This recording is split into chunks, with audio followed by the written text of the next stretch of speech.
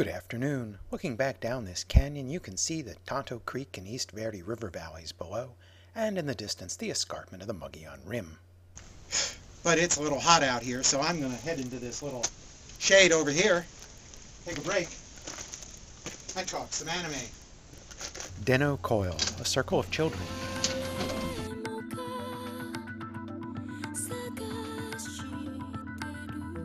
Jii-san Coils is a recent sci-fi anime with the alternate title Coil, A Circle of Children. While its story seems juvenile, setting on some fifth graders, the cyber world of the near future that it envisions is fresh and uniquely imaginative. In this new world, all the cool kids are wearing glasses. It's not that their eyesight is failing or they're following some bizarre new fashion trend. These are cyber glasses, including small earphones that provide access to a visual and audio augmentation of reality.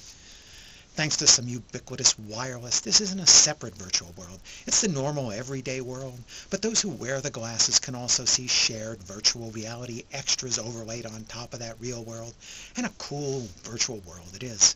Want to read the news, weather, and sports, check a map for directions, or just get more information about something you see, or read your email, instant pop-up displays. Need to do something more complicated? Virtual touchscreens. Want to write some text? Pop-up keyboards. You can make a phone call with a simple gesture. In this world, we meet Yuko Okanogi because there are two girls named Yuko in this anime with slightly different spellings in the kanji. Everyone's going to know her by her nickname Yasuko. She's moving back to Daikoku, where she used to live with her grandparents when she was much younger. When her grandfather, a high-tech doctor, died, she moved back to Tokyo with her parents. Yasuko is a friendly, if rather quiet girl. For some reason, she spends most of this anime looking worried.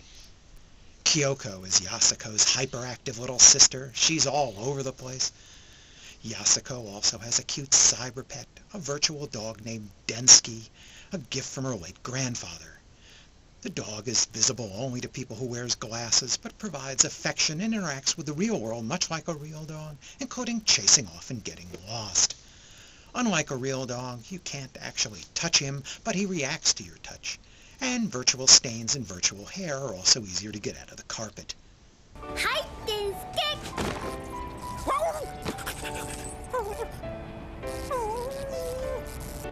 Of course, the augmented cyberspace of the glasses attracts hackers. It turns out Daikoku City is a hotbed of computer hacking, possibly because it's the home of the company that makes the glasses and has the oldest and so buggiest cyberspace. Yasuko isn't a cyber geek, but one of the first friends she makes in Daikoku City is Fumi, one of the local hackers. As Fumi helps Yasuko track down her lost cyber pet Densky, she'll explain some of the basics of hacking in this world. Megabugs are a valuable currency for barter among hackers, some strange relic of older programs not fully understood.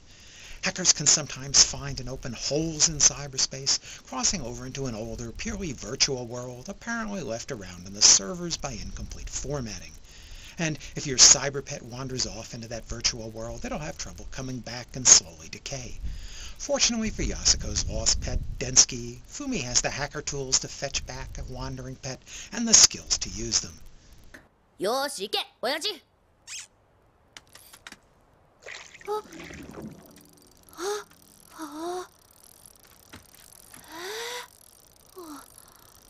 面白がってられないわよ。 Yuko Amasawa is another of Yasuko's new classmates. Since she's also a Yuko, she'll usually be called by her nickname, Isako, though she dislikes that name. She's also a really elite hacker with elite skills that surpass even Fumi. But Isako is closed off, rejecting overtures of friendship from Yasuko and Fumi. She's not actually mean, just aggressively antisocial, concentrating on her own private agenda. Of course, in a class full of hackers, there are plenty of childish pranks. Daisuke is pret of the 5th grade hacker club and a real mischief maker, but in teasing the new girl, Isako, he may have gotten in over his skill level.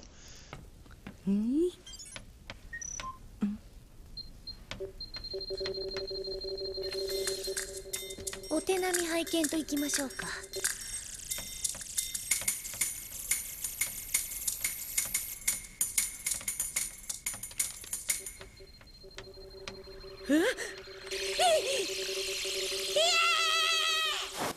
I can't tell if that's a pop-up store from a porn site or just a news Twitter display.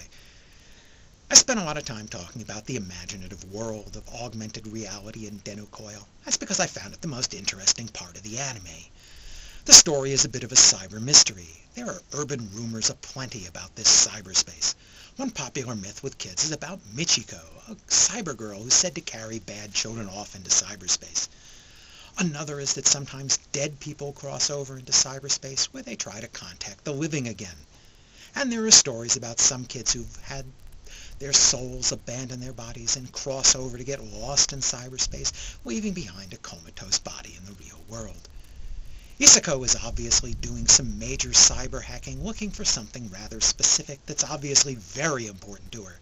What and why, and who's on the other end of her mysterious phone calls. Yasuko's friend and classmate Harukin has an obsession of his own. His best friend Kano was killed in a car accident a few years ago. He's sure it was an error in the car's cyber navigation system and not Kano's fault, but the police have ruled otherwise, assuming the cyber navi is perfect.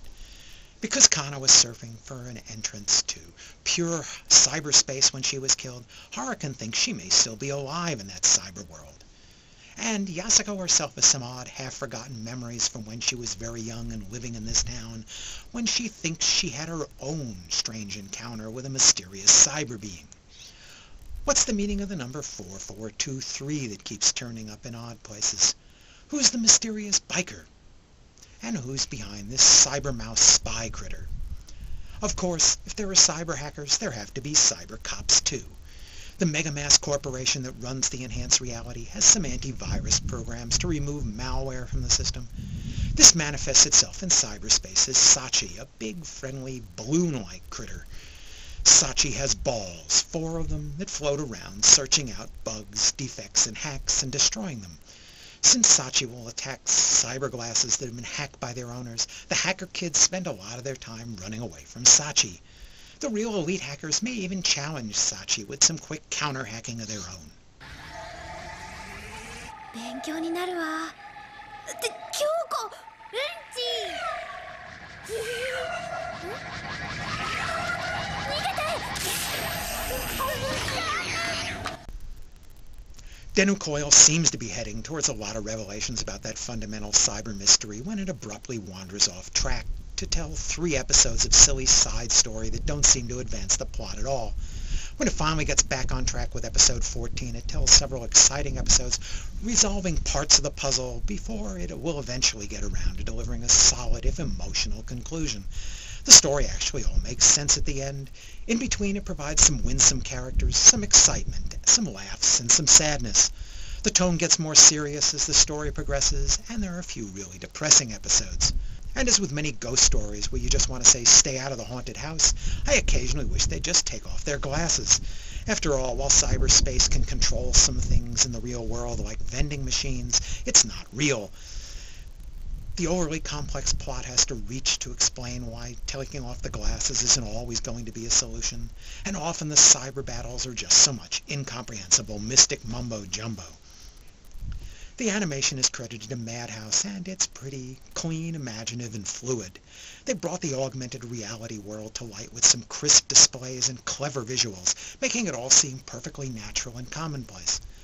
Den Coil was created, written, and directed by Mitsuo Iso, who's never directed before, but he's done key animation for such titles as Evangelion, Only Yesterday, Ghost in the Shell, Porco Rosso, and Perfect Blue, which means he's apprenticed under some pretty darn good talent. He's done a really great job of bringing the characters to life. I especially like Kyoko and the way she wanders around. It reminds me of the way Miyazaki handles little kids. The music, both fanciful, charming, and exciting, is by Tsumiyoshi Saito. It does the job, and the series has some pleasant opening and ending vocals by Ayako Ikeda. I give Den Coil 4 stars for an incredibly imaginative setting and some charming characters. Den Coil hasn't had a US release, so I picked up the R2 DVDs. I think it's worth checking out. Okay, I'm ready to get back to it. Thanks for listening.